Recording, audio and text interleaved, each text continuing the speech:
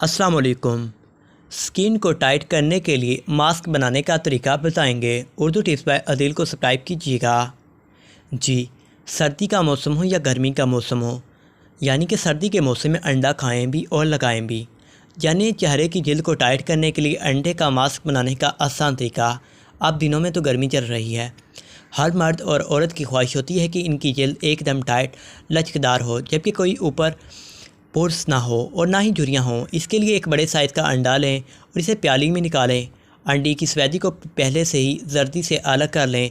सिर्फ अंडे की सफ़ेदी प्याली में डालें। अब इसमें 1/2 चाय का चम्मच चीनी और 1 कैप्सूल विटामिन ई ऑयल डालें और कांटे का इस्तेमाल करके अच्छी तरह मिक्स करें। अंडे की समेजे को इस वक्त तक मिक्स करें जब तक कि ये जागदार ना हो जाए। इस मिक्सचर को पूरे चेहरे पर लगाएं और 15-20 मिनट तक लगा रहने दें। इसे गर्म पानी का इस्तेमाल करते हुए साफ़ करें। आपको फौरी तौर पर मौसर नताज मिलेंगे। शीशे जैसी चमकदार और टाइट जल्द के लिए हफ्ते में 3 बार इस मास्क को आप लगा सकते हैं। उर्दू टिप्स बाय अदील को सब्सक्राइब कीजिए।